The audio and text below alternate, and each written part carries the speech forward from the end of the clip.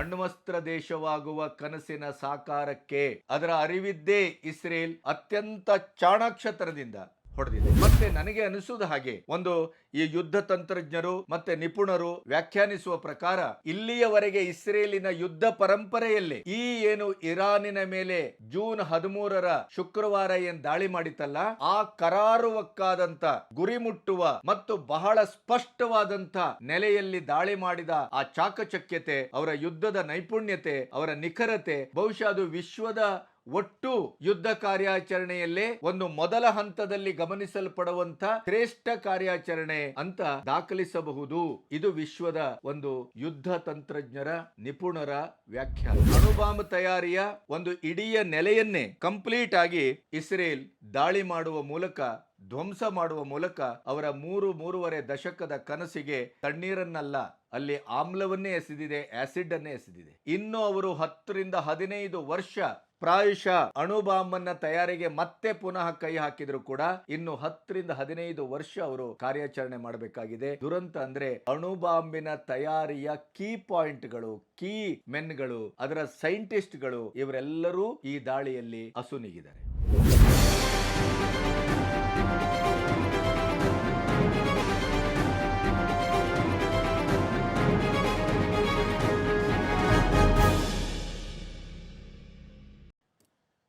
ನಮಸ್ತೆ, B Ganapati news ಚಾನೆಲ್ಗೆ ಸ್ವಾಗತ. ಇರಾನ್ ಮತ್ತು ಇಸ್ರೇಲಿನ ಯುದ್ಧದ ಉನ್ಮಾದ ಸ್ಥಿತಿ ತಾರಕಕ್ಕೇರಿದೆ. ಬಹಳ ಜನ ಹೇಳ್ತಾ ಇದ್ದಾರೆ, ಎಲ್ಲೋ ಒಂದು ಕಡೆ ಇಸ್ರೇಲಿನ ಮಗ್ಗುಲನ್ನು ಕೂಡ ಇರಾನ್ ಮುರಿಯಬಹುದೇ, ಇರಾನ್ ಮೇಲುಗೈ ಸಾಧಿಸ್ತಾ ಇದೆಯೇ? ಯಾಕೆಂದರೆ ಶನಿವಾರದ ಬೆಳಗುಜಾವದ ಇರಾನಿನ ಅಟ್ಯಾಕ್ ಇಸ್ರೇಲ್ ಮೇಲೆ ಬಹಳ ದೊಡ್ಡ ಆಘಾತವನ್ನು ಮಾಡಿದೆ ಅನ್ನೋದು ಒಂದು ಹಂತದ ಮೇಲ್ನೋಟದ ತಿಳುವಳಿಕೆ ಮತ್ತು ಅದೇ ರೀತಿಯ ಒಂದು ಚರ್ಚೆಯು ಅಂತಾರಾಷ್ಟ್ರೀಯ ಮಟ್ಟದಲ್ಲಿ ಆಗ್ತಾ ಇದೆ. ಹಾಗಾದರೆ ನಿಜವಾಗಿಯೂ ಇಸ್ರೇಲ್ ಮತ್ತು ಇರಾನಿನ ಮಧ್ಯೆಯ ಈ 3 ದಿನದ ಅನಿರೀಕ್ಷಿತವಾದಂಥ ಈ ದಾಳಿಯಲ್ಲಿ ಪೆಟ್ಟು ತಿಂದವರು ಯಾರು, ಪೆಟ್ಟು ಕೊಟ್ಟವರು ಯಾರು, ಮತ್ತು ಯಾರಿಗೆ ಪರ್ಮನೆಂಟ್ ಆಗಿ ಡ್ಯಾಮೇಜ್ ಆಗಿದೆ? ಇಸ್ರೇಲನ್ನು ಕೆಣಕಿ ಇರಾನ್ ಉಳಿಯಬಲ್ಲುದೇ, ಅಥವಾ ಇರಾನಿನ 45 ವರ್ಷದ ಸೂಪರ್ ಪವರ್ ಖೇಲಿದೆಯಲ್ಲ, ಕನಸಿದೆಯಲ್ಲ, ಅದು ಖತಮ್ ಆಯಿತೆ? ಈ ಎಲ್ಲ ವಿವರಗಳನ್ನು ನಿಮ್ಮೊಟ್ಟಿಗೆ ಕೊಡಲಿಕ್ಕೆ ನಾನು ಕೂತಿದ್ದೇನೆ. ಇಲ್ಲಿಯವರೆಗೆ ನನ್ನ ಚಾನಲನ್ನು ಸಬ್ಸ್ಕ್ರೈಬ್ ಮಾಡದೇ ಇದ್ದರೆ ತಕ್ಷಣ ಸಬ್ಸ್ಕ್ರೈಬ್ ಮಾಡಿ, ದಯವಿಟ್ಟು ಸ್ವತಂತ್ರ ಪತ್ರಿಕೋದ್ಯಮಕ್ಕೆ ಬೆಂಗಾವಲಾಗಿ ನಿಲ್ಲಿ. ಹಾಗಾದರೆ 3 ದಿನದ ಈ ಯುದ್ಧದಲ್ಲಿ ಆದದ್ದೇನು ಅಂತಂದರೆ, ಒಂದು ಕಡೆ ಇಸ್ರೇಲಿನಲ್ಲಿ 200 ಜನ ಗಾಯಗೊಂಡಿದ್ದಾರೆ, 13 ಜನ ಸತ್ತಿದ್ದಾರೆ. ಸೇನಾ ನೆಲೆಗಳು ಕೆಲವು ಕಡೆ ಧ್ವಂಸ ಆಗಿದ್ದಾವೆ, ಕೆಲವು ಪಟ್ಟಣಗಳು ಈ ಇರಾನಿನ ಮಿಸೈಲ್ ದಾಳಿಗೆ ತುತ್ತಾಗಿವೆ. ಇನ್ನು ಇರಾನ್ನಲ್ಲಿ ಏನಾಗಿದೆ ಅಂತಂದರೆ 406 ಜನ ಸತ್ತಿದ್ದಾರೆ, 654 ಜನ ಅಲ್ಲಿ ಗಾಯಾಳುವಾಗಿದ್ದಾರೆ.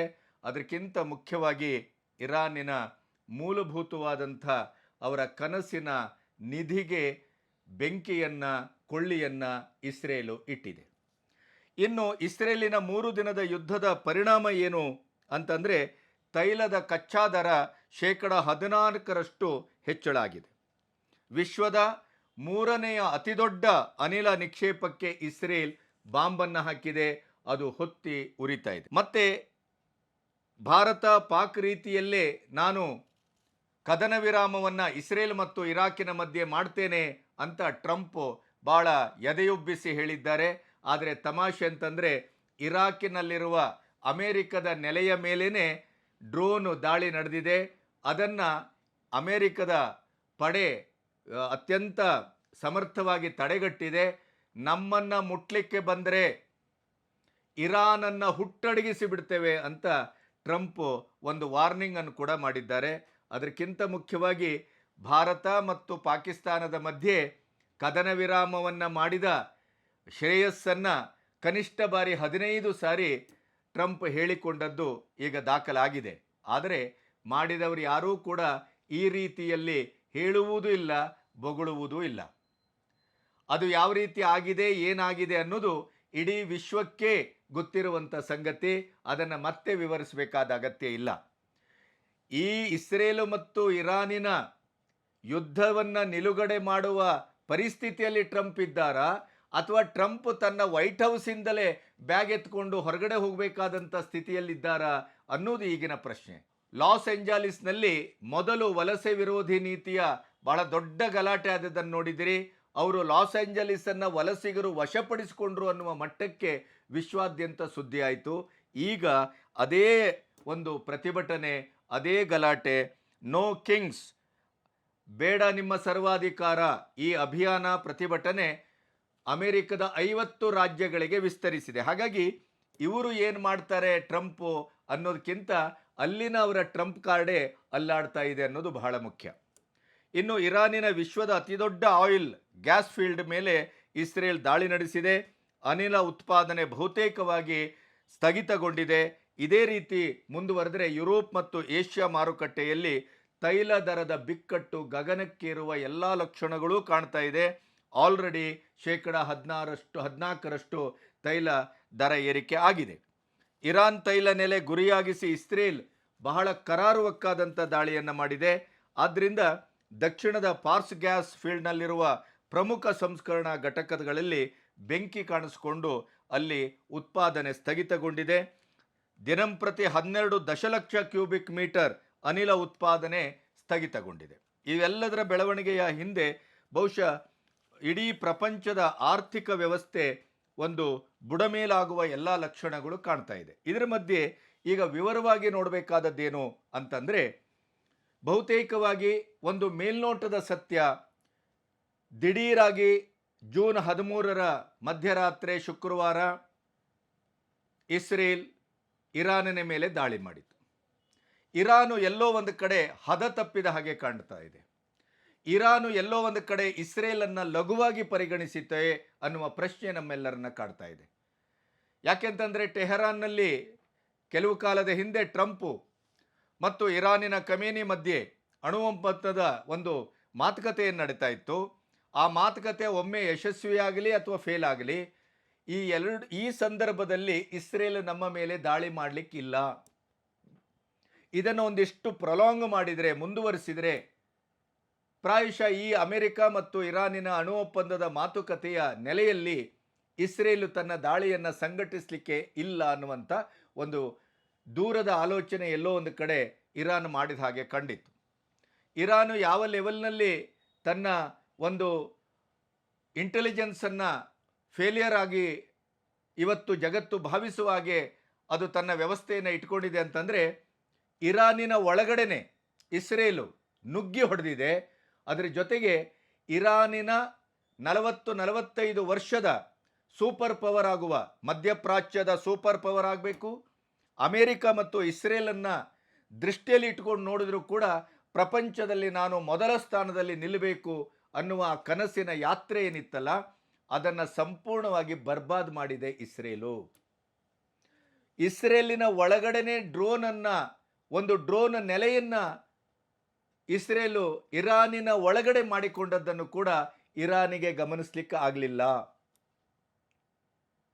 ಇರಾನು ನಿರಂತರವಾಗಿ ಪ್ರಾಕ್ಸಿಗಳನ್ನು ಇಟ್ಕೊಂಡು, ಆ ಬೆದರಿಕೆಯ ತಡೆಗೋಡೆಯನ್ನು ಇಟ್ಕೊಂಡು ತನ್ನ ಇಡೀಯದಾದಂಥ ಒಂದು ಅಣ್ವಸ್ತ್ರ ದೇಶವಾಗುವ ಕನಸನ್ನು ಕಳೆದ 35 ವರ್ಷಗಳಿಂದ ಏನು ಅದು ಕಂಡಿತ್ತು, ಅದರ ಮೇಲೆ 3,000ಕ್ಕೂ ಹೆಚ್ಚು ಸೈಂಟಿಸ್ಟ್ಗಳೇನು ಕೆಲಸ ಮಾಡ್ತಾ ಇದ್ರು, ಅದರ ಎಲ್ಲ ವಿಶ್ವದ ಹಿರಿಯಣ್ಣರ ದೃಷ್ಟಿಯನ್ನು ತಪ್ಪಿಸಿ ಒಂದು ಕಡೆ ಫ್ರಾಕ್ಸಿಯನ್ನು ಇಟ್ಕೊಂಡು, ಹಮಾಸನ್ನು ಇಟ್ಕೊಂಡು, ಹಿಜ್ಬುಲ್ಲಾವನ್ನು ಇಟ್ಕೊಂಡು, ಅದರ ಮಧ್ಯೆ ತನ್ನ ಒಂದು ಟ್ರೆಡಿಷನಲ್ ಆದಂಥ ಸೈನ್ಯ, ತನ್ನ ಸೇನೆ, ಇವೆಲ್ಲವನ್ನು ಒಂದು 7 ಸುತ್ತಿನ ಕೋಟೆಯ ರೀತಿಯಲ್ಲಿ ಇಡೀಯದಾಗಿ ಇರಾನನ್ನು ರಕ್ಷಿಸಿಕೊಂಡು ಬಂದು, ಖಮೇನಿಗಳು ತಾವು ಸಾರ್ವಭೌಮರಾಗಬೇಕು ಅನ್ನುವಂಥ ಕನಸಿನ ಗುಂಟ ಏನು ಹೊರಟಿದ್ರು, ಆ ಇಡೀ ಕನಸಿಗೆ ಈಗ ಕಿಚ್ಚನ್ನು ಹಚ್ಚಿದ್ದು ಇಸ್ರೇಲ್ ಅಂತ ಇಡೀ ವಿಶ್ವ ವ್ಯಾಖ್ಯಾನಿಸ್ತಾ ಇದೆ. ಇಸ್ರೇಲಿಗಾಗಿದ್ರೆ ಪೆಟ್ಟು ಬಿದ್ದಿಲ್ವೇ, ಇರಾನು ಹಾಗಿದ್ರೆ ಕೈಕಟ್ಟು ಕೂತ್ಕೊಂಡಿದೆಯೇ ಅನ್ನುವ ಪ್ರಶ್ನೆ ಕಾಡಬಹುದು. ಇರಾನು ಮರುದಾಳಿಯನ್ನು ಮಾಡಿದೆ. ಶನಿವಾರ ಬೆಳಗುಜಾವದಲ್ಲಿ ಸಾಲು ಸಾಲು ಸಾಲು ಮಿಸೈಲ್ಗಳನ್ನು ಅದರ ಮೇಲೆ ಎಸೆದಿದೆ. 1,000 ಮಿಸೈಲನ್ನು ಎಸೆದರೆ ಅಲ್ಲಿ 10 ಹೋಗಿ ಬಿದ್ದಿದೆ. ಇದು ಇರಾನಿನ ಸಮಸ್ಯೆ. ಅದೇ ಅವರು ಎಷ್ಟು ಕರಾರುವಕ್ಕಾಗಿ ದಾಳಿ ಮಾಡಿದ್ದಾರೆ ಅಂತಂದರೆ 10-16 ಅಂತಸ್ತಿರುವ ಫ್ಲ್ಯಾಟ್ನಲ್ಲಿ 8ನೇ ಮಹಡಿಯಲ್ಲಿರುವಂಥ ಇರಾನಿನ ಸೈನ್ಯದ ಮುಖ್ಯಸ್ಥನನ್ನು ಅವರ ಬೆಡ್ರೂಮಿಗೆ ಹೋಗಿ ಹೊಡೆದಿದ್ದಾರೆ. ಇದೇ ರೀತಿ 9 ಜನ ಪ್ರಮುಖ ಸೈಂಟಿಸ್ಟ್ಗಳನ್ನು ಹೊಡೆದಿದ್ದಾರೆ. 3 ದಳದ ಮುಖ್ಯಸ್ಥರನ್ನು ನಿರ್ನಾಮ ಮಾಡಿದ್ದಾರೆ. ಅಂದರೆ ಅಲ್ಲಿರುವಂಥ ಖಮೇನಿಯ ಈ ಒಂದು ಎಡ ಬಲದಲ್ಲಿ ಯಾರ್ಯಾರಿದ್ದರು, ಯಾವ್ಯಾವ ವಿಭಾಗದಲ್ಲಿದ್ದರು ಅಂಥ ಎಲ್ಲ ಮುಖ್ಯಸ್ಥರುಗಳನ್ನು ಏಕಗಂಟಿನಲ್ಲಿ ಇರಾನನ್ನು ಕಣ್ತಪ್ಪಿಸಿ ಇಸ್ರೇಲ್ ನೆಲಸಮ ಮಾಡಿದೆ. ಈ ರೀತಿಯ ಬರ್ಬಾದ್ ಮಾಡುವ ಕೆಲಸವನ್ನು ಇರಾನ್ ಇಸ್ರೇಲಿನಲ್ಲಿ ಮಾಡುವಂಥ ಒಂದು ವ್ಯವಸ್ಥೆಯಲ್ಲಿ ಫೇಲ್ ಆಗಿದೆ. ಇಸ್ರೇಲನ್ನು ಏನಾಗಿದೆ, 13 ಜನ ಸತ್ತಿದ್ದಾರೆ, 200 ಚಿಲ್ಲರೆ ಜನ ಗಾಯಗೊಂಡಿದ್ದಾರೆ, ಒಂದಿಷ್ಟು ನಗರಗಳಲ್ಲಿ ಇವರ ಮಿಸೈಲ್ ಹೋಗಿ ಬಿದ್ದಿದೆ, ಮತ್ತು ಕೆಲವು ಸೈನ್ಯದ ನೆಲೆಗಳು ಅಲ್ಲಿ ಬರ್ಬಾದಾಗಿದೆ. ಆದರೆ ಇದು ಇಸ್ರೇಲಿಗೆ ಹೊಸ್ತಲ್ಲ. ಇಸ್ರೇಲ್ ಯುದ್ಧವನ್ನು ಉಸಿರಾಡುವಂಥ ದೇಶ, ಯುದ್ಧದಲ್ಲೇ ಬದುಕ್ತಾ ಇರುವಂಥ ದೇಶ. ಇವತ್ತು ಇಸ್ರೇಲಿನ ಅಧ್ಯಕ್ಷರಾದಂಥ ಪ್ರಧಾನಿಯಾದಂಥ ನೇತನ್ಯಾಹು ಅವರ ಮಗನ ಮದುವೆ ಅದ್ಧೂರಿಯಾಗಿ ನಡೆಯಬೇಕಾಗಿತ್ತು. ಯುದ್ಧ ಕಾಲ ಅನ್ನುವ ಕಾರಣಕ್ಕಾಗಿ ಅದನ್ನು ಕೂಡ ಪೋಸ್ಟ್ಪೋನ್ ಮಾಡಲಾಗಿದೆ. ಹಮಾಸನ್ನು ನಿರ್ನಾಮ ಮಾಡಿದೆ. ಹಮಾಸ್ ಈಗ ಸಾವಿನ ಕೊನೆಯ ಉಸಿರನ್ನು ಎಳೆತಾ ಇದೆ. ಹಿಜ್ಬುಲ್ಲಾ ಭಾರತ ಪಾಕಿಸ್ತಾನದ ಮೇಲೆ ಆಪರೇಷನ್ ಸಿಂಧೂರದ ದಾಳಿಯನ್ನು ಮಾಡುವ ಮೂಲಕ ಹಿಜ್ಬುಲ್ಲಾ ಇಡೀ ಒಂದು ಮುಖ್ಯ ನೆಲೆಯನ್ನೇ ಧ್ವಂಸ ಮಾಡಿದೆ, ನಾಯಕರನ್ನು ಕೊಂದಿದೆ. ಅದೇ ರೀತಿಯಲ್ಲಿ ಇಸ್ರೇಲ್ ಕೂಡ ಹಿಜ್ಬುಲ್ಲನ ಇಡೀ ಹುಟ್ಟಡಗಿಸುವ ಕೆಲಸವನ್ನು ನಿರಂತರವಾಗಿ ಮಾಡ್ಕೊಂಡು ಬಂದಿದೆ. ಹಾಗಾಗಿ ಇವುಗಳನ್ನು ಫ್ರಾಕ್ಸಿಯಾಗಿ ಬಳಸ್ತಾ ಇದ್ದಂಥ ಇದೇ ಇರಾನಿಗೆ ಒಂದು ರೀತಿಯಲ್ಲಿ ಮರ್ಮಾಘಾತ ಆಗಿದೆ. ಹಾಗಾದರೆ ಇರಾನಿನ 4-4.5 ದಶಕದ ಸೂಪರ್ ಪವರ್ ಆಗುವ ಕನಸನ್ನು ಹೇಗೆ ಖತಮ್ ಮಾಡಿದೆ ಇಸ್ರೇಲ್ ಅನ್ನೋದನ್ನು ನಿಮಗೆ ಹಂತ ಹಂತವಾಗಿ ಹೇಳ್ತಾ ಹೋಗ್ತೇನೆ. ಇಸ್ರೇಲ್ ಭಾನುವಾರ ಮಾಡಿದಂಥ ದಾಳಿಯಲ್ಲಿ ಮುಖ್ಯವಾಗಿ ಅದು ಇರಾನಿನ ಸಚಿವಾಲಯದ ಸಮುಚ್ಚಯವನ್ನು ಮತ್ತು ಕ್ಷಿಪಣಿ ನಗರ ಖೋರಾಮಾಬಾದ್ ಅನ್ನು ನೇರವಾಗಿ ದಾಳಿಯಾಗಿಸಿಕೊಂಡು ದಾಳಿಯನ್ನು ಮಾಡಿದೆ.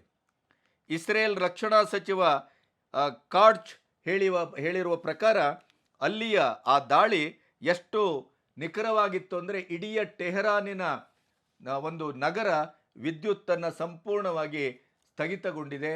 ಅಲ್ಲಿ ವಿದ್ಯುತ್ ಸರಬರಾಜು ಸಂಪೂರ್ಣವಾಗಿ ಅಸ್ತವ್ಯಸ್ತ ಆಗಿದೆ. ಹಾಗಾಗಿ ಇಲ್ಲಿ ಖಮೇನಿ ಒಂದು ಸಾಮ್ರಾಜ್ಯ ಏನು ಕಟ್ಟಬೇಕು ಅಂತ ಹೊರಟಿದ್ರೋ ಅದರ ಮೂಲಭೂತವಾದಂಥ ಒಂದು ನೆಲೆ ಅಣು ಬಾಂಬಿನ ತಯಾರಿಯ ಒಂದು ಸಂಗ್ರಹಗಾರ. ಆ ಅಣು ಬಾಂಬ್ ತಯಾರಿಯ ಒಂದು ಇಡೀ ನೆಲೆಯನ್ನೇ ಕಂಪ್ಲೀಟ್ ಆಗಿ ಇಸ್ರೇಲ್ ದಾಳಿ ಮಾಡುವ ಮೂಲಕ, ಧ್ವಂಸ ಮಾಡುವ ಮೂಲಕ ಅವರ 3-3.5 ದಶಕದ ಕನಸಿಗೆ ತಣ್ಣೀರನ್ನಲ್ಲ, ಅಲ್ಲಿ ಆಮ್ಲವನ್ನೇ ಎಸೆದಿದೆ, ಆ್ಯಸಿಡನ್ನೇ ಎಸೆದಿದೆ. ಇನ್ನು ಅವರು 10-15 ವರ್ಷ ಪ್ರಾಯಶಃ ಅಣು ಬಾಂಬನ್ನು ತಯಾರಿಗೆ ಮತ್ತೆ ಪುನಃ ಕೈ ಹಾಕಿದರೂ ಕೂಡ ಇನ್ನು 10-15 ವರ್ಷ ಅವರು ಕಾರ್ಯಾಚರಣೆ ಮಾಡಬೇಕಾಗಿದೆ. ದುರಂತ ಅಂದರೆ ಅಣು ಬಾಂಬಿನ ತಯಾರಿಯ ಕೀ ಪಾಯಿಂಟ್ಗಳು, ಕೀ ಮೆನ್ಗಳು, ಅದರ ಸೈಂಟಿಸ್ಟ್ಗಳು ಇವರೆಲ್ಲರೂ ಈ ದಾಳಿಯಲ್ಲಿ ಅಸುನೀಗಿದ್ದಾರೆ. ಹಾಗಾಗಿ ಇವತ್ತು ಅಣು ಬಾಂಬಿನ ತಯಾರಿ ಅಂದರೆ ಎಷ್ಟು ಅಂತಂದರೆ ಕೆಲವು ತಿಂಗಳುಗಳು, ಇನ್ನು ಕೆಲವು ತಿಂಗಳುಗಳು ಬಾಕಿ ಇದ್ವು ಇರಾನ್ ಅಣ್ವಸ್ತ್ರ ದೇಶವಾಗುವ ಕನಸಿನ ಸಾಕಾರಕ್ಕೆ. ಅದರ ಅರಿವಿದ್ದೇ ಇಸ್ರೇಲ್ ಅತ್ಯಂತ ಚಾಣಾಕ್ಷತನದಿಂದ ಹೊಡೆದಿದೆ. ಮತ್ತು ನನಗೆ ಅನಿಸುವುದು ಹಾಗೆ ಈ ಯುದ್ಧ ತಂತ್ರಜ್ಞರು ಮತ್ತು ನಿಪುಣರು ವ್ಯಾಖ್ಯಾನಿಸುವ ಪ್ರಕಾರ ಇಲ್ಲಿಯವರೆಗೆ ಇಸ್ರೇಲಿನ ಯುದ್ಧ ಪರಂಪರೆಯಲ್ಲೇ ಈ ಏನು ಇರಾನಿನ ಮೇಲೆ ಜೂನ್ 13ರ ಶುಕ್ರವಾರ ಏನು ದಾಳಿ ಮಾಡಿತಲ್ಲ, ಆ ಕರಾರುವಕ್ಕಾದಂಥ ಗುರಿ ಮುಟ್ಟುವ ಮತ್ತು ಬಹಳ ಸ್ಪಷ್ಟವಾದಂಥ ನೆಲೆಯಲ್ಲಿ ದಾಳಿ ಮಾಡಿದ ಆ ಚಾಕಚಕ್ಯತೆ, ಅವರ ಯುದ್ಧದ ನೈಪುಣ್ಯತೆ, ಅವರ ನಿಖರತೆ ಬಹುಶಃ ಅದು ವಿಶ್ವದ ಒಟ್ಟು ಯುದ್ಧ ಕಾರ್ಯಾಚರಣೆಯಲ್ಲೇ ಒಂದು ಮೊದಲ ಹಂತದಲ್ಲಿ ಗಮನಿಸಲ್ಪಡುವಂಥ ಶ್ರೇಷ್ಠ ಕಾರ್ಯಾಚರಣೆ ಅಂತ ದಾಖಲಿಸಬಹುದು. ಇದು ವಿಶ್ವದ ಒಂದು ಯುದ್ಧ ತಂತ್ರಜ್ಞರ ನಿಪುಣರ ವ್ಯಾಖ್ಯಾನ.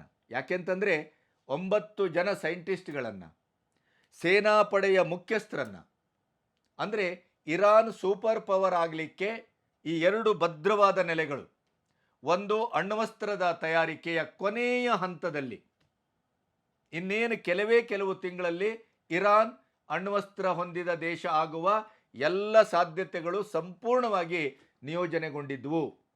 ಅದನ್ನು ನೆಲಸಮ ಮಾಡಲಾಗಿದೆ. ಒಂದು. ಎರಡನೇದು, ಇಡೀ ಖಮೇನಿಯ ಸಾಮ್ರಾಜ್ಯದ ಒಂದು ಮಹಾಬಲ ಅಂದರೆ ಏನು, ಅಲ್ಲಿಯ ಸೈನ್ಯ ಮತ್ತು ಖಮೇನಿಗೆ ಗೈಡ್ ಮಾಡುವಂಥ ವ್ಯಕ್ತಿಗಳು, ಅವರನ್ನು ಕರೆಕ್ಟಾಗಿ ಹುಡುಕಿ ಲಿಸ್ಟ್ ಔಟ್ ಮಾಡಿ ಅವರು ನಿದ್ದೆಯಲ್ಲಿದ್ದಾಗಲೇ ಶಾಶ್ವತವಾಗಿ ನಿದ್ದೆಗೆ ಅವರನ್ನು ಕಳಿಸಲಾಗಿದೆ. ಅಂದರೆ ಅಷ್ಟು ಕರಾರುವಕ್ಕಾದಂಥ ದಾಳಿಯನ್ನು ಅದು ಮಾಡಿದೆ. ಇಲ್ಲಿ ಎಲ್ಲೋ ಒಂದು ಕಡೆ ಟೇಕನ್ ಫಾರ್ ಗ್ರಾಂಟೆಡ್, ನಮ್ಮಲ್ಲಿ ಮಿಸೈಲ್ಗಳಿದೆ, ಹೈ ರೇಂಜಿನ ಮಿಸೈಲ್ಗಳಿದೆ, ನಾವು ಇವತ್ತು ಬಲಿಷ್ಠವಾಗಿದ್ದೇವೆ, ನಮ್ಮನ್ನು ಕೆಣಕಿದರೆ ಅಷ್ಟು ಸುಲಭವಾಗಿ ನಾವು ಬಿಡಲಾರೆವು, ಮತ್ತು ಇರಾನಿನ ಮೇಲೆ ಅಷ್ಟು ಸುಲಭದಲ್ಲಿ ಇಸ್ರೇಲ್ ದಾಳಿ ಮಾಡಲಿಕ್ಕೆ ಸಾಧ್ಯ ಇಲ್ಲವೇನೋ ಅನ್ನುವಂಥ ಒಂದು ಯೋಚನೆಯಲ್ಲಿದ್ದಂಥ ಅವರ ಒಂದು ಸಣ್ಣ ನಿರ್ಲಕ್ಷ್ಯದ ಆ ಅವಧಿಯನ್ನು, ಆ ಪ್ರಜ್ಞೆಯನ್ನು ಎಷ್ಟು ಚೆನ್ನಾಗಿ ಇಸ್ರೇಲು ಬಳಸ್ಕೊಂಡಿತು ಅಂತ ಅಂದರೆ, ಅವರು ಯಾವುದೇ ಕಾರಣಕ್ಕೂ ಇನ್ನೂ 10-15 ವರ್ಷ ಮಗ್ಗಲು ಮುರಿಲಿಕ್ಕೂ ಸಾಧ್ಯ ಇಲ್ಲ, ಇನ್ನು ಅವರು ತಲೆ ಎತ್ತಿ ನಿಲ್ಲಿಕ್ಕೂ ಸಾಧ್ಯ ಇಲ್ಲ. ತೈಲ ಬಲ, ಅಣ್ವಸ್ತ್ರ ಬಲ, ಈ 2 ಬಲದಿಂದ ನಾವು ಒಂದು ಮಧ್ಯಪ್ರಾಚ್ಯದ ಮುಸ್ಲಿಂ ರಾಷ್ಟ್ರಗಳಲ್ಲೇ ಪ್ರಥಮ ಅಗ್ರಗಣ್ಯರು, ಮತ್ತು ವಿಶ್ವದ ಸೂಪರ್ ಪವರ್ ಆಗಬೇಕು ಅನ್ನುವಂಥ ಒಂದು ಕನಸಿನ ಗುಂಟ ಅಣ್ವಸ್ತ್ರ ತಯಾರಿಕೆಗೆ ಏನು ಇರಾನ್ ಕೈ ಹಾಕಿತ್ತು, ಅದನ್ನು ಅಮೆರಿಕ ಮತ್ತು ಇಸ್ರೇಲಿನ ಕಣ್ತಪ್ಪಿಸಿ ಚೈನಾದ ಬೆಂಬಲದೊಂದಿಗೆ, ಆದರೆ ಆ ಕನಸು ಸಂಪೂರ್ಣವಾಗಿ ಜೂನ್ 13 ಶುಕ್ರವಾರದ ಇಸ್ರೇಲ್ ದಾಳಿಯಲ್ಲಿ ನೆಲಸಮ ಆಗಿದೆ. ಇನ್ನು ಅವರು ಮತ್ತೆ ಏಳಲಿಕ್ಕೆ ಸಾಧ್ಯವೇ ಇಲ್ಲ ಅನ್ನುವಂಥ ಮಟ್ಟದಲ್ಲಿ ಇಸ್ರೇಲ್ ಒಂದೇ ಒಂದು ಹೊಡೆತ, ಪ್ರಥಮ ಹೊಡೆತದಲ್ಲಿ ಅದು ಈ ಮಟ್ಟಿನ ಡ್ಯಾಮೇಜ್ ಮಾಡಿದೆ ಅಂತಂದರೆ, ಇನ್ನು ಇರಾನು ಯಾವುದೇ ರೀತಿಯಲ್ಲಿ ಯುದ್ಧ ಮಾಡಲಿ, ಇಸ್ರೇಲಿಗೆ ಎಂಥ ಡ್ಯಾಮೇಜನ್ನೇ ಮಾಡಲಿ, ಆದರೆ ಇರಾನ್ ಮತ್ತೆ ತನ್ನನ್ನು ತಾನು ಒಂದು ಸುಭದ್ರವಾಗಿ ಕಟ್ಟಿಕೊಳ್ಳುವಂಥ ಎಲ್ಲ ನೆಲೆಗಳನ್ನು, ಮುಖ್ಯವಾಗಿ ಅಣ್ವಸ್ತ್ರ ತಯಾರಿಕೆಯ ಯಶಸ್ಸಿನ ಕೊನೆ ಹಂತದಲ್ಲಿದ್ದಂಥ ಇರಾನಿನ ಒಂದು ಚೆಂಡಾಡಿದ ರೀತಿ ಇದೆಯಲ್ಲ ಇಸ್ರೇಲ್, ಇದು ಜಗತ್ತು ಯಾವತ್ತೂ ಮರೆಯಲಿಕ್ಕೆ ಸಾಧ್ಯ ಇಲ್ಲ. ಇರಾನಿನ ಸರ್ವನಾಶವನ್ನು ಖಂಡಿತವಾಗಿಯೂ ಇಸ್ರೇಲ್ ಈ ಮೂಲಕ ಸಾಧಿಸಿದೆ ಅನ್ನೋದು ವಿಶ್ವದ ತಜ್ಞರ ಅಭಿಪ್ರಾಯ. ಹಮಾಸು ಮತ್ತು ಹಿಜ್ಬುಲ್ಲಾಗಳನ್ನು, ಇಸ್ರೇಲಿನ ಸುತ್ತಮುತ್ತ ಹಲವಾರು ದ್ವೇಷದ ಒಂದು ತ್ವಷೆಯನ್ನು, ರಾಷ್ಟ್ರದವನ್ನು ಮತ್ತು ತಂಡಗಳನ್ನು ಕಟ್ಟಿ ಅವರೊಟ್ಟಿಗೆ ಸಂಘರ್ಷಕ್ಕೆ ಇಳಿಯುವ ಹಾಗೆ ಮಾಡಿ, ತನ್ನ ಅಣ್ವಸ್ತ್ರ ತಯಾರಿಕೆಯ ಒಂದು ಕೇಂದ್ರೀಕರಿಸುವಂಥ ಆ ದೃಷ್ಟಿಯಿಂದ ಇಸ್ರೇಲನ್ನು, ಅಮೆರಿಕವನ್ನು ಒಂದು ತಡೆಗೋಡೆಯಾಗಿ ಇಟ್ಟಂಥ ಏನು ತಂತ್ರ ಇತ್ತಲ್ಲ, ಆ ತಂತ್ರ ಜೂನ್ 13 ಶುಕ್ರವಾರ ಸಂಪೂರ್ಣವಾಗಿ ಮುಗಿದು ಹೋಗಿದೆ. ಅದನ್ನು ಭೇದಿಸಿ ಸಮಯಕ್ಕಾಗಿ ಸರಿಯಾಗಿ ಕಾದು ಹಮಾಸನ ಮೇಲೆ, ಗಾಜಾ ಪೆಟ್ಟಿಗೆಯ ಹಮಾಸ್ ಉಗ್ರರು ಇಸ್ರೇಲ್ ಮೇಲೆ, ಅದರ ಅಲ್ಲಿಯ ಜನವಸತಿಯ ಮೇಲೆ ದಾರುಣವಾಗಿ ದಾಳಿ ಮಾಡಿದರು. ಅಲ್ಲಿಯ ಮಕ್ಕಳನ್ನು, ಹೆಂಗಸರನ್ನು ಸಾರ್ವಜನಿಕವಾಗಿ ಕೊಚ್ಚಾಕಿದ್ರು. ಜಗತ್ತಿನಲ್ಲೇ ನಡೆಯದೇ ಇದ್ದಂಥ ಭೀಭತ್ಸ ಕಾರ್ಯಾಚರಣೆಗೆ ಇಳಿದ್ರು. ಅದನ್ನು ಸಮರ್ಥವಾಗಿ ಇಸ್ರೇಲು ಹೆಡೆಮುರಿ ಕಟ್ಟುವಾಗೆ ಮಾಡಿತು. ಅವರನ್ನು ಇವತ್ತು ಸಂಪೂರ್ಣವಾಗಿ ನಾಶ ಮಾಡಿ ಅವರನ್ನು ಒರೆಸಿ ಹಾಕುವ ಕೆಲಸದವರೆಗೆ ಇಸ್ರೇಲ್ ಮುಂದುವರೆದಿದೆ. ಇದಕ್ಕೆ ಪರ್ಯಾಯವಾಗಿ ಇರಾನು ದಾಳಿ ಮಾಡಿತು. ಆದರೆ ಆ ದಾಳಿಗೆ ತಕ್ಷಣಕ್ಕೆ ಅವಸರದ ಯಾವುದೇ ಹೆಜ್ಜೆಯನ್ನು ಇಡದೇನೆ ಇಸ್ರೇಲ್ ಎಷ್ಟು ಕರಾರುವಕ್ಕಾಗಿ ದಾಳಿ ಮಾಡಿತು ಅಂತಂದರೆ ಅದನ್ನು ಯಾವತ್ತೂ ಮರೆಯಲಿಕ್ಕೆ ಸಾಧ್ಯ ಇಲ್ಲ. ಜೂನ್ 13ರ ಈ ನಿಖರವಾದ ದಾಳಿ ಒಂದು ಶತ್ರು ರಾಷ್ಟ್ರವನ್ನು ಸಂಪೂರ್ಣವಾಗಿ ಅದರ ಬುಡ ಸಮೇತ ಕಿತ್ತು ಬಿಸಾಡುವ, ಅದರ ನೆಲೆಯನ್ನೇ ಧ್ವಂಸಗೊಳಿಸುವ, ಅದರ ಭವಿಷ್ಯವನ್ನೇ ಸಂಪೂರ್ಣವಾಗಿ ನಾಶ ಮಾಡುವ ಕೆಲಸಕ್ಕೆ ಒಂದೇ ಒಂದು ದಾಳಿಯನ್ನು ಬಳಸ್ಕೊಳ್ಬಹುದು ಅನ್ನೋದಕ್ಕೆ ಇಸ್ರೇಲ್ ಬಹಳ ದೊಡ್ಡ ಉದಾಹರಣೆಯಾಗಿ ನಿಂತಿದೆ. ಇವತ್ತು ಭಾರತ ಪಾಕಿಸ್ತಾನದ ಆಪರೇಷನ್ ಸಿಂಧೂರದ ನಂತರದ ಒಟ್ಟು ಬೆಳವಣಿಗೆಗಳನ್ನು ಗಮನಿಸ್ತಾ ಹೋದರೆ, ಭಾರತ ಮತ್ತು ಪಾಕಿಸ್ತಾನದ ಮಧ್ಯೆ ಅಮೆರಿಕ ನಿಂತು ಇವತ್ತು ಮಾಡ್ತಾ ಇರುವಂಥ ಷಡ್ಯಂತ್ರವನ್ನು ಗಮನಿಸಿದರೆ, ಪಕ್ಕದಲ್ಲಿನ ಬಾಂಗ್ಲಾ ಮತ್ತು ಚೈನಾ ಅವರವರ ನೆಲೆಯಲ್ಲೇ ಕೂತು ಭಾರತವನ್ನು ಹಣಿಲಿಕ್ಕೆ ಹೊರಡ್ತಾ ಇರುವ ರೀತಿಯನ್ನು ನೋಡಿದರೆ, ಮಧ್ಯದಲ್ಲಿ ಟರ್ಕಿ ಕಡ್ಡಿ ಅಲ್ಲಾಡಿಸ್ತಾ ಇರುವಂಥ ಈ ಪರಿಸ್ಥಿತಿಯಲ್ಲಿ ಜೂನ್ 13ರ ಈ ನಿಖರವಾದ ದಾಳಿ, ಈ ಪ್ರಜ್ಞಾವಂತಿಕೆ, ಈ ಸೂಕ್ಷ್ಮತೆ, ಈ ಗುರಿ ಸಾಧಿಸುವಂಥವರ ಛಲ ಮತ್ತು ಅದರ ಹಿಂದಿರುವ ಬ್ರೈನು, ಆ ಸಂಘಟಿತವಾದಂಥ ಸೀಡ್ ಮಾದರಿಯ ದಾಳಿ, ಈ ದಾಳಿಯನ್ನು ಮಾದರಿಯಾಗಿ ಭಾರತ ಸ್ವೀಕರಿಸಬೇಕಾಗಿದೆ. ಭಾರತ ಈ ದಾಳಿಯ ಒಟ್ಟು ತಂತ್ರಜ್ಞಾನವನ್ನು ಮತ್ತು ಅವರ ಮನೋಬಲವನ್ನು ಮತ್ತು ಅದರ ಹಿಂದಿರುವ ಕಾರ್ಯಾಚರಣೆಯನ್ನು, ಅದರ ಇಂಟೆಲಿಜೆನ್ಸ್, ಆ ಶಕ್ತಿಯನ್ನು ಸಂಪೂರ್ಣವಾಗಿ ಮತ್ತು ಇಸ್ರೇಲ್ನೊಟ್ಟಿಗೆ ಮೋದಿಯವರ ಸ್ನೇಹ ಸಂಬಂಧ ಚೆನ್ನಾಗಿರುವ ಕಾರಣಕ್ಕಾಗಿ ನೇತನ್ಯಾಹು ಮತ್ತು ಮೋದಿಯವರ ಒಂದು ಈ ವೈಯಕ್ತಿಕವಾದಂಥ ಸಂಬಂಧದ ನೆಲೆಯಲ್ಲಿ ಭಾರತ ಅದರ ಸಂಪೂರ್ಣವಾದಂಥ ಪ್ರಯೋಜನವನ್ನು ಭವಿಷ್ಯದಲ್ಲಿ ಪಡ್ಕೊಳ್ಬೇಕು. ಭಾರತದ ಸೈನ್ಯಕ್ಕೆ ಇದೊಂದು ಅಗಾಧವಾದಂಥ ಒಂದು ಆಂತರಿಕವಾದಂಥ ಶಕ್ತಿ ದ್ರವ್ಯ ಆಗುವಂಥ ಎಲ್ಲ ಸಾಧ್ಯತೆಗಳು ಇದೆ. ಯಾಕೆಂತಂದರೆ ಮೊನ್ನೆ ನಡೆದಂಥ ಇಸ್ರೇಲಿನ ದಾಳಿ ಇರಾನಿನ ಇಡೀ ನೆಲೆಗಳನ್ನು, ಕನಸನ್ನು, ಭವಿಷ್ಯವನ್ನು ಸಂಪೂರ್ಣವಾಗಿ ಸರ್ವನಾಶ ಮಾಡಿ. ಇರಾನ್ನಲ್ಲಿ ನವಾಂಜ್ ಇದು ಅಣು ಕೇಂದ್ರ. ಕಳೆದ 3.5 ದಶಕಗಳಿಂದ ಅಣ್ವಸ್ತ್ರ ತಯಾರಿಕೆಯನ್ನು ಗೌಪ್ಯವಾಗಿ ಮಾಡ್ತಾ ಇರುವಂಥ ಇವಾಂಜ್ ಈ ನೆಲೆ ಅಮೆರಿಕ ಮತ್ತು ಇಸ್ರೇಲಿನ ದೃಷ್ಟಿಯಲ್ಲಿ ಅದು ಅತ್ಯಂತ ಗೌಪ್ಯವಾಗಿಡುವುದಕ್ಕೆ ಈ ಫ್ರಾಕ್ಸಿ ತಂಡವನ್ನು ಇತ್ಯಾದಿಗಳನ್ನು ಬಳಸಿ ಇರಾನ್ ಅತ್ಯಂತ ಶತಪ್ರಯತ್ನದಿಂದ ಅಣುಬಾಂಬ್ ತಯಾರಿಕೆಯ ಕೊನೆ ಹಂತವನ್ನು ತಲುಪಿತ್ತು.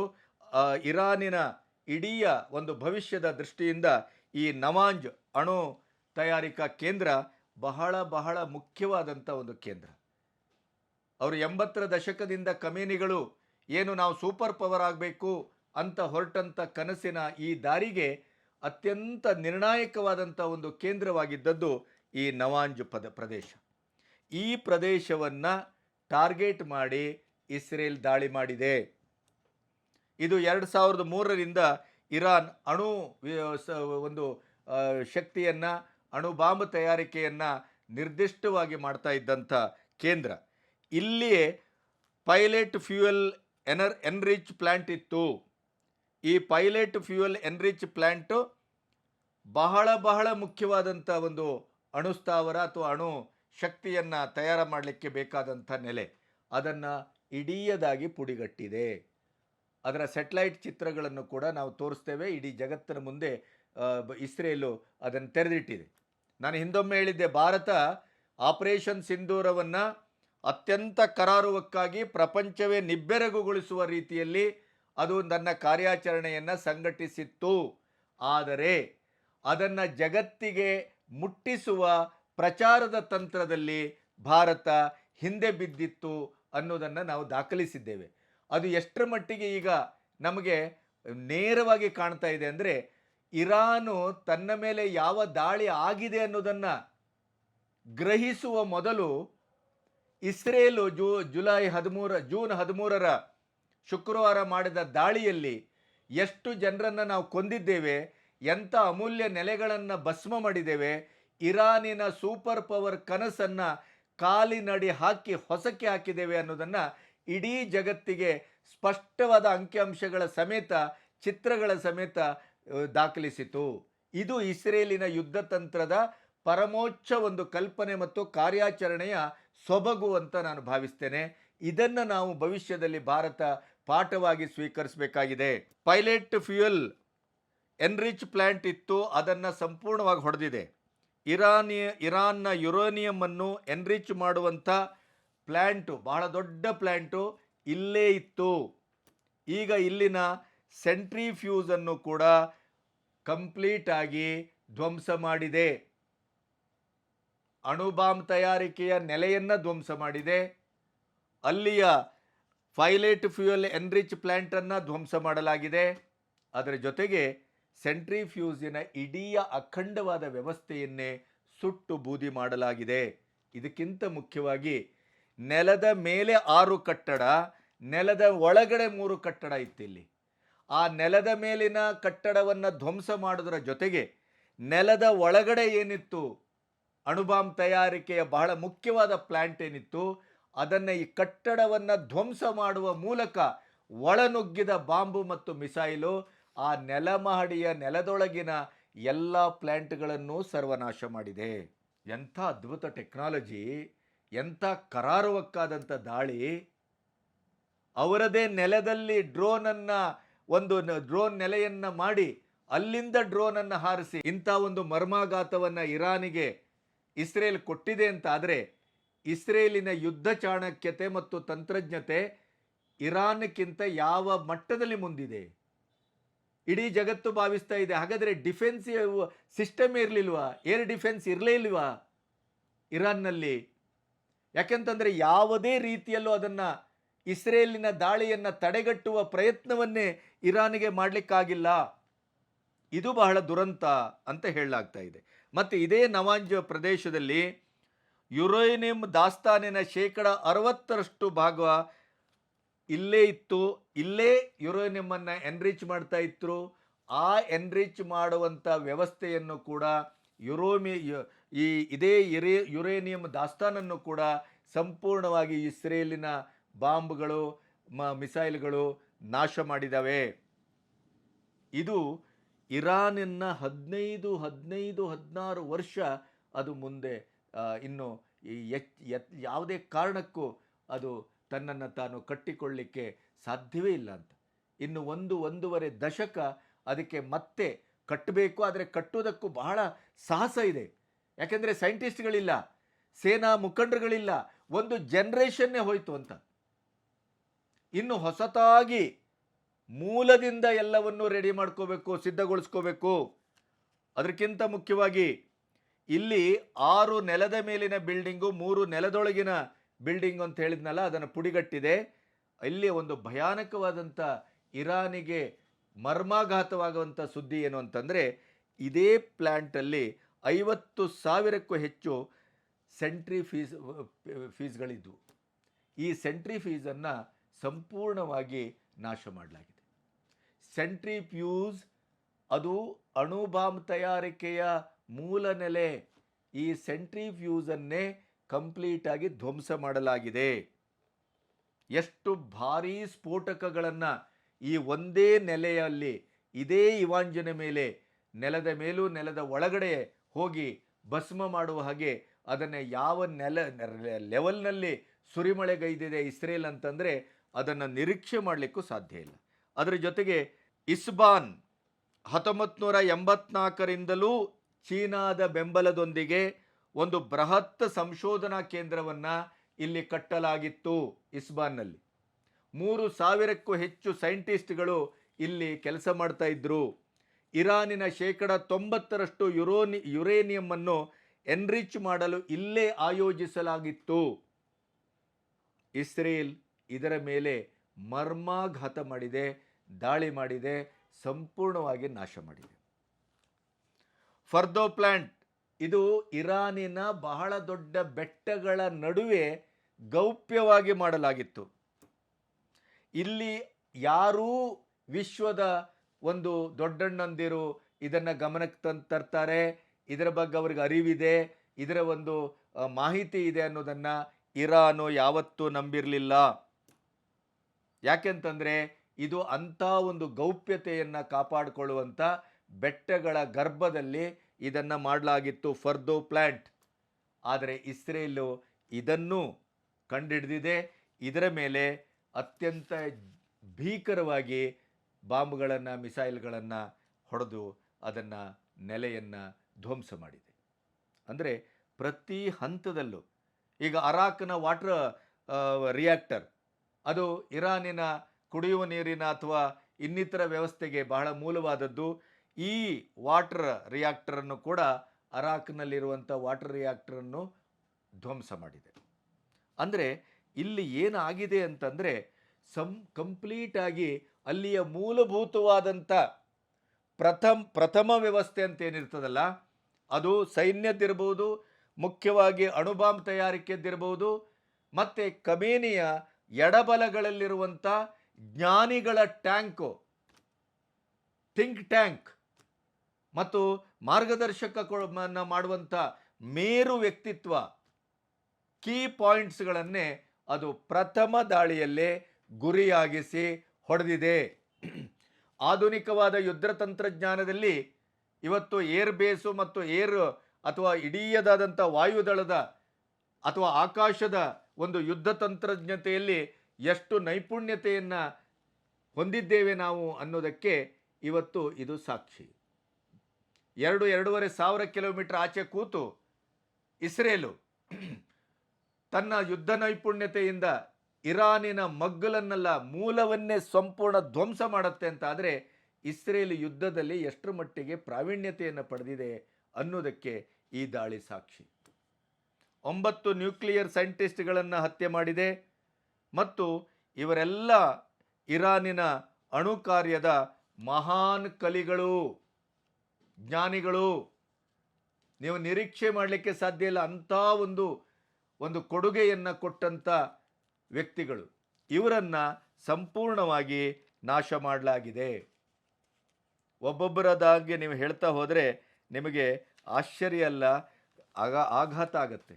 ಅಂಥ ಒಂದು ವ್ಯಕ್ತಿಗಳನ್ನು ಇದು ಕೊಂದು ಹಾಕಿದೆ. ಮೊಹಮ್ಮದ್ ಮೆಹದಿ, ರಷ್ಯಾದಲ್ಲಿ ಇವರು ಓದಿ ಬಂದವರು, ನ್ಯೂಕ್ಲಿಯರ್ ಕ್ರಿಟಿಕಲ್ ಕಂಪೋನೆಂಟ್ಸ್ ಬಗ್ಗೆ ತುಂಬ ಜ್ಞಾನ ಇದ್ದವರು. ಅಮೆರಿಕ ಇವರ ಮೇಲೆ 2020ರಲ್ಲಿ ನಿರ್ಬಂಧವನ್ನು ಕೂಡ ಹೇರಿತ್ತು. ಇವರನ್ನು ಕೂಡ ಹೊಡೆದಾಕಿದೆ. ಸೈಯದ್ ಫೋರ್ಜಿ ಅಣ್ವಸ್ತ್ರಕ್ಕೆ ಬೇಕಾದ ಮೆಟಲ್ಗಳ ವಿಚಾರದಲ್ಲಿ ಅತ್ಯಂತ ನಿಪುಣ ಎಕ್ಸ್ಪರ್ಟು, ತಜ್ಞ. ಇವರ ಮೇಲೂ ಅಮೆರಿಕ ನಿರ್ಬಂಧವನ್ನು ಹೇರಿತ್ತು. ಇವರನ್ನು ಹೊಡೆದೊಳಿಸಿದೆ. ಇರಾನಿನ ಅಣು ಪಿತಾಮಹ ಅಂತಲೇ ಕರೆಯುವಂಥ ಮೊಹಸಿನ್ ಫಕ್ರಿ ಜಾದಿಯಾ ಅವರನ್ನು ಕೂಡ ಹೊಡೆದೊಳಿಸಲಾಗಿದೆ. ಫರಿದುಲ್ಲಾ ಅಬ್ಬಾಸಿ, ಇರಾನಿನ ಸೀನಿಯರ್ ಸೈಂಟಿಸ್ಟ್. ಇವರು 3 ದಶಕಗಳ ಇರಾನಿನ ಅಣ್ವಸ್ತ್ರ ತಯಾರಿಕೆಯಲ್ಲಿ ಪ್ರಮುಖ ಪಾತ್ರವನ್ನು ವಹಿಸಿದವರು. 2010ರಲ್ಲಿ ಇವರ ಹತ್ಯೆಯ ಯತ್ನ ಕೂಡ ನಡೆದಿತ್ತು. ಯುರೇನಿಯಂ ಎನ್ರಿಚ್ಮೆಂಟ್ ಟೆಕ್ನಾಲಜಿಯಲ್ಲಿ ಮಾಸ್ಟರ್ ಮೈಂಡ್ ಅವರನ್ನು ಹೊಡೆದಾಕಿದೆ. ಅಕ್ಬರ್ ಮೊದಲಿಬೇಜಾದಿ, ಈ ಅಣು ಸಿಡಿತಲೆ ಡಿವೈಸ್ ತಯಾರಿಕೆಯಲ್ಲಿ ಇವರು ಮಾಸ್ಟರ್ ಮೈಂಡು, ಎಕ್ಸ್ಪರ್ಟು. ಇವರನ್ನು ಹೊಡೆದಾಕಿದೆ. ಮನ್ಸೂರ್ ಅಸಾಗರಿ, ಅಣು ಕಾರ್ಯಕ್ರಮ ಪ್ಲಾನಿಂಗ್ ಕಮಿಟಿಯ ಸದಸ್ಯ. ಸೈಯದ್ ಅಮೀರ್ ಹುಸೇನ್, ಪರಮಾಣು ಸ್ಫೋಟದ ವಿಜ್ಞಾನಿ. ಅನಿ ಕತ್ರಿಮಿ, ಅಣುಬಾಂಬ್ ತಯಾರಿಕೆಯ ಪರಿಣಿತ. ಇವರನ್ನೆಲ್ಲರನ್ನ ಹೊಡೆದಾಕಿದೆ. ಇರಾನ್ ಅಕ್ಷರಶಃ ಒಂಟಿಯಾಗಿದೆ, ಅಶಕ್ತವಾಗಿದೆ, ನಿರ್ಬಲಗೊಂಡಿದೆ. ಗೊತ್ತು ಗುರಿ ಇಲ್ಲದ ಒಂದು ಡೋಲಾಯಮಾನ ಸ್ಥಿತಿಯಲ್ಲಿ ಖಮೇನಿ ಸಾಮ್ರಾಜ್ಯ ನಿಂತಿದೆ. 15-20 ವರ್ಷಗಳಿಂದ ಖಮೇನಿಯ ಎಡಬಲದಲ್ಲಿ ನಿಂತು ಇಡೀ ಸಾಮ್ರಾಜ್ಯವನ್ನು ಕಟ್ಟುವುದರಲ್ಲಿ ಯಾವ ರೀತಿಯ ಕೊಡುಗೆಯನ್ನು ಕೊಟ್ಟಂಥ ನಿಪುಣರು, ತಜ್ಞರು, ನಂಬಿಗಸ್ತರು ಇದ್ದರೋ ಅವರನ್ನೆಲ್ಲ ಇಸ್ರೇಲು ಒಂದೇ ಒಂದು ಹೊಡೆತದಲ್ಲಿ ಮುಗಿಸಿದೆ. ಇನ್ನು ಇಡೀ ಸೈನ್ಯದ ಕಮಾಂಡರ್ಗಳ ಸಂತಾನವನ್ನೇ ಮುಗಿಸಿ ಹಾಕಿದೆ. ಅಲಿ ಶಂಖಾನಿಯ ಖಮೇನಿ ಅಡ್ವೈಸರ್, 3 ದಶಕದ ಒಂದು ಇರಾನಿನ ಫೇಸ್ ಆಫ್ ದ ಇರಾನ್, ಅವರನ್ನು ಹೊಡೆದಾಕಿದೆ. ಮೊಹಮ್ಮದ್ ಬಕೇರಿ, ಇರಾನ್ ಸೇನೆಯ ಆತ್ಮ ಅಂತಲೇ ಕರೆಸ್ಕೊಳ್ತಾ ಇತ್ತು. ಯಾಕೆಂತಂದರೆ ಇವರು ಚೀಫ್ ಆಫ್ ದ ಡಿಫೆನ್ಸ್. ಇವರು ಖಮೇನಿಯನ್ನು ಬಿಟ್ಟರೆ ನೆಕ್ಸ್ಟ್ ಅವರನ್ನು ಹೊಡೆದಾಕಲಾಗಿದೆ. ಹುಸೇನ್ ಸಲಾಮಿ, ಖಮೇನಿ ಖಾಸಗಿ ಸೇನೆಯ ಮುಖ್ಯಸ್ಥ, ಅವರನ್ನು ಹೊಡೆದಾಕಲಾಗಿದೆ. ಗುಲಾಮ್ ಅಲಿ ರಶೀದಿ, ಆಲಿ ಹಜಿಜಾದೆ, ಇವರೆಲ್ಲರನ್ನ ಮುಗಿಸಿ ಹಾಕಲಾಗಿದೆ. ಅಂದರೆ ಫ್ರಾಕ್ಸಿಯೂ ಇಲ್ಲ, ಫ್ರಾಕ್ಸಿಯನ್ನು ಕಂಟ್ರೋಲ್ ಮಾಡ್ತಾ ಇದ್ದಂಥ ಲೀಡರ್ಸ್ಗಳಿಲ್ಲ. ಹಮಾಸ್ ಕೊನೆಯ ಸಾವಿನ ಕ್ಷಣಗಳನ್ನು ಎಳಿಸ್ತಾ ಇದೆ. ಹಿಜ್ಬುಲ್ಲಾ ಗೋವಿಂದ, ಇಸ್ಲಾಂ ದೇಶಗಳ ನಾಯಕನಾಗುವ 40-45 ವರ್ಷಗಳ ಕನಸನ್ನು ಇರಾನ್ ಸಂಪೂರ್ಣವಾಗಿ ಕಳ್ಕೊಂಡಿದೆ. ಇಸ್ರೇಲು ಒಂದೇ ಒಂದು ಹೊಡೆತದಲ್ಲಿ ಅವರ ಇಡೀ ಕನಸಿಗೆ ಇನ್ನು ಯಾವುದೇ ಕಾರಣಕ್ಕೂ ಪುನರುತ್ಥಾನದ ಕನಸು ಬಿಡಿ ಆಶಯವನ್ನು ಮಾಡಲಿಕ್ಕೆ ಸಾಧ್ಯ ಇಲ್ಲವೇನೋ ಅಂಥ ಸ್ಥಿತಿಯಲ್ಲಿ ಇರಾನನ್ನು ಖಮೇನಿ ಸಾಮ್ರಾಜ್ಯ ಕಟ್ಟುವ ಕನಸನ್ನು ಖತಮ್ ಮಾಡಿದೆ.